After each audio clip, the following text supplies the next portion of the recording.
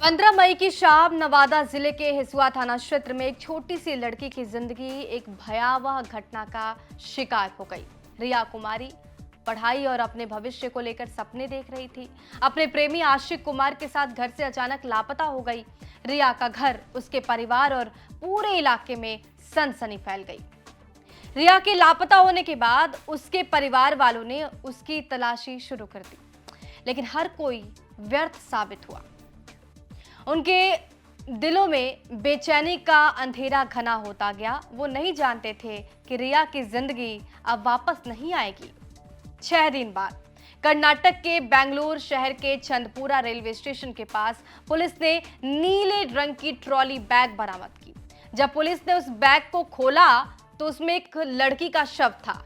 शव की पहचान सोशल मीडिया पर वायरल खबरों के जरिए रिया के परिवार वालों ने की थी। अब ये सुनकर परिवार में कोहराम मच गया। उनकी बेटी जो लापता थी, अब जिंदा नहीं थी। पुलिस की गहन जांच में सामने आया कि रिया की हत्या उसके ही प्रेमी आशिक कुमार ने कर दी थी। आशिक एक शादीशुदा व्यक्ति था और उसके 2 बच्चे भी थे। पुलिस की पूछताछ के अनुसार 20 मई की रात को जब रिया के घर पर उसके फूफा और फुआ ड्यूटी पर थे, तब आशिक ने रिया की हत्या कर दी। पुलिस के बयान के मुताबिक आशिक ने रिया का गला दबाकर उसकी गर्दन की हड्डी तोड़ दी और उससे उसकी हत्या हो गई।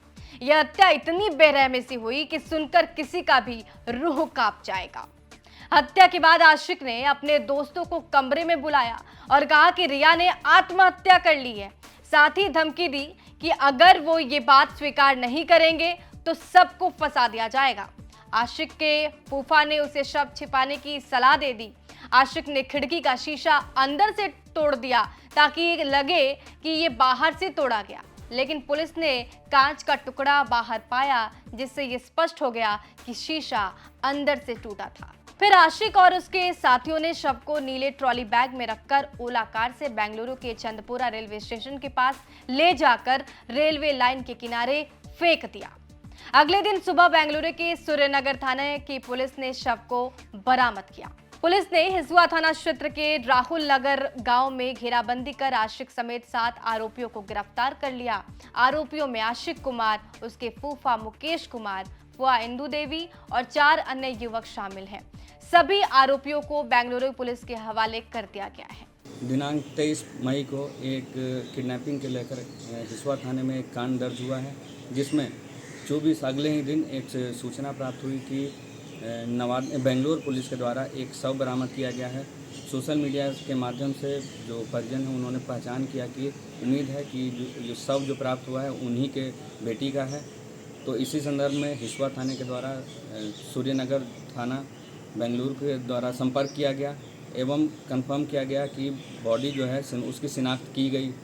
पाया गया कि जो है बॉडी उसी लड़की का है जिसका किडनैप हुआ था। इसमें जिन पे जो नामजद यहाँ अभियुक्त हैं उन लोगों पे छापामारी की गई, तो उसमें 7 लोगों को गिरफ्तार किया गया।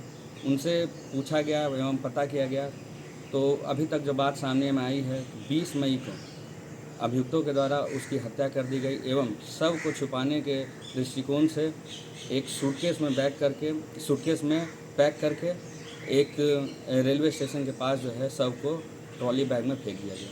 रिया के घर पर मातम पसरा है। उसके पिता निर्मल दास ने कहा कि हमारी बेटी मासूम थी, हमें न्याय चाहिए, हमारे बच्चे की जिंदगी छीन ली गई है। परिवार के सदस्यों का रो रो कर बुरा हाल है। वो इस घटना को कभी भुला नहीं पाएंगे। मेरे बच्चे के साथ में जो घटी है तो सर मीडिया वाले को सबको मतलब जो है जानकारी मिल रहा है धीरे धीरे। मेरे बच्ची जो है 15 तारीख से गायब है और 15 से न पता है। और वो जो है सो कि लड़की को अपहरण करके आशिक कुमार, जिसका 2 बच्चे हैं, और वो जो है बंगलौर को लेकर के मतलब भाग गया। और बंगलौर ले भागने के बाद में हमने मेरा पत्नी दोनों जा कर के उसका मतलब घर पे गए। घर पे जाने के बाद में उसका माता और उसका पत्नी से हमने बात की है, तो बोले कि बल्ले आपका बच्ची वहाँ नहीं गई है। लेकिन फिर भी हमने उसको जोर डाले तो फिर बताया कि बल ठीक है, हम दोबारा फ़ोन लगाते हैं। दोबारा जब फ़ोन लगाई तो उसने बताई कि आपका बेटी मेरे पति के साथ है। उसने जो आशिक कुमार जो है उसने बात किया कि मैं आपका बच्ची को लाया हूँ तो मैं नहीं पहुंचाएंगे, लेकिन फिर हमने बोले कि अगर देखो इज्जत का बात है, मेरा बच्ची को यहाँ पहुंचा जाओ, इसी में तुम्हारा भलाई है। बोला ठीक है, हम बच्ची को पहुंचा जाते हैं, से 2-3 दिन का हमको टाइम दीजिए, हम 3 दिन का बाद हम अपने कहाँ बच्ची का शव मिला आपका? बंगलौर में मार दिया गया। जी। क्या नाम है आपका? मेरा नाम निर्मल दास है। ये तमाम जानकारी जुटाई हमारे सहयोगी सुमित भगत ने।